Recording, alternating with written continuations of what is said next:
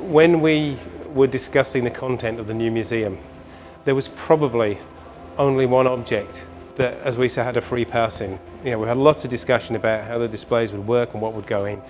There could be no question that the whale had to come back. There's huge affection for it, huge sort of sadness by a lot of people whose kids have grown up and not seen the whale, but hopefully they'll get to see it now. To plan the whale has been a 4-year process. The first day I started work here nearly 4 years ago. There's been a lot of different processes over the last 4 years. We began by pulling the bones out of storage, which even that was a challenge just because of the size and weight of them. We determined the strength and weight of the bones looking at both literature studies and through X-ray and MRI studies of some of the individual bones. First of all, we did a thorough assessment, and part of that was to inform how the armature would be built. That included having a part in 3D scanning of it. Documenting every part of it, photographing every part of it. And then we went into the treatment phase, so cleaning, looking at any damage, anything we needed to do, any old repairs that needed to be changed out to new, more stable materials. We worked on the whale for about 2 years full time for both of us. So it's been 2 people for 2 full years working on this. So we got involved in the project very early on as one of the few specialists that are involved in hanging whale skeletons. A huge amount of planning has gone into assembling the whale and hanging it in this space.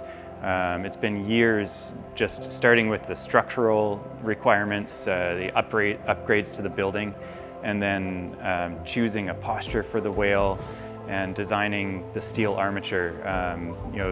A lot of that work was all done in WA here by locals who have fantastic skills with the CAD design on the computer, and we had a technician back home in Canada who actually worked on digitally articulating the whale skeleton. We had scans of every single bone, and on the computer these were all put together and then sort of installed in the building digitally.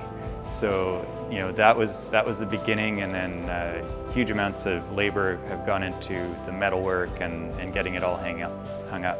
We do a lot of design work within the iron ore, as well as a couple other smaller sectors. So myself and my team haven't worked on something like this before. It's definitely extremely complex, but a lot of the skills, both through the design and fabrication, transfer over to something like this. So whether it's a whale or another piece of equipment, we still get drawings for it, and it's still making steel. Gosh, just the challenges, the greatest challenges that we had with the project are really like the size of these bones. They're incredibly heavy. Just moving them around is difficult. You need equipment, machinery to do it, and then designing and engineering a support structure that's strong enough to hold everything up while not doing any modifications to the bone. So no new holes were drilled, no modifications made. And so all of this steel armature sits outside the bones, and we wanted to make it sort of as minimal as possible. So that part of it was really new and a challenge for us. We understand a lot more about whale behaviour than we did, say, when the last time this was put in place in the 1970s.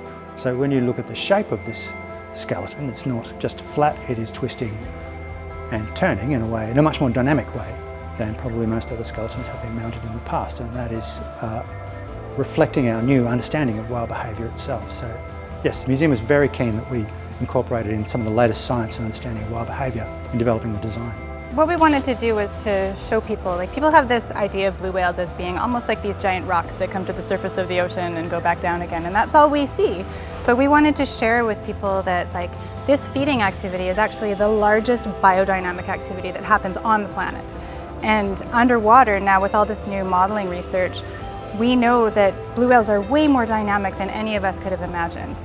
And so with this skeleton, we really wanted to carry through this historic story of the years that the skeleton has interacted with people, and also share some of the most modern research about what these whales are actually doing in their environment, to really capture people and engage them on many levels.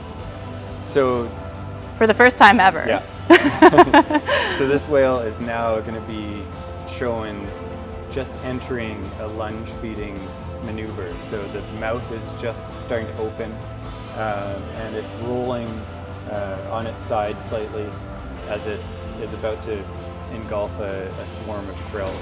And this rolling maneuver is the first time a whale of this size has been displayed that way.